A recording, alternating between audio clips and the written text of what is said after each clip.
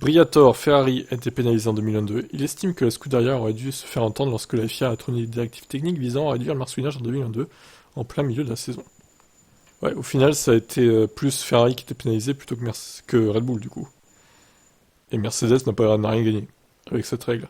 Interrogé par le Corriere della Sera sur la crise qui couvre chez Ferrari après des résultats mitigés, lors des 2 premières manches de l'année, Briatore a répondu, comme toujours à Maranello, il y a des gens qui parlent durant l'hiver, alors qu'on devrait faire une analyse en profondeur pour comprendre pourquoi on ne gagne pas depuis plus de 15 ans.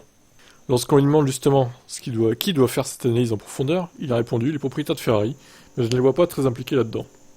Il ne suffit pas de changer une seule personne, on a besoin de personnes de poids dans l'équipe. Maintenant, il n'y en a plus. Je me souviens qu'ils ont commencé à gagner de façon continue lorsqu'ils ont fait venir 10 ou 12 personnes de chez Benetton. Ils ont bien fait. En 2022, Ferrari était tout de même en mesure de se battre pour le titre, du moins la première partie de saison. La mise en application de cette directive à partir du Grand Prix de Belgique a, selon Briatore, accéléré le retour de Mercedes aux avant-postes lors de la deuxième partie de saison et Ferrari aurait dû, à ce moment-là, taper du poing sur la table. Les règles ont changé en cours de l'année et Ferrari a été pénalisé. Il fallait taper du poing sur la table et prendre position. Ce n'est pas parce qu'il y en a qui se trompent de concept, comme Mercedes, après 8 années de victoire, qu'il faut changer la réglementation. Le problème ne venait donc pas de Mattia Binotto. Binotto a fait du bon travail l'année dernière. Ferrari était compétitive, mais ensuite, il avait concentré trop de responsabilités sur lui-même, et ça a créé des problèmes.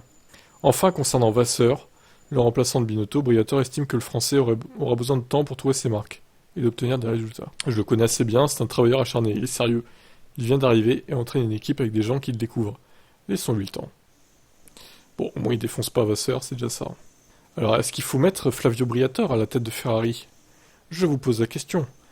Peut-être que lui taperait du poing sur la table. Allez, ciao.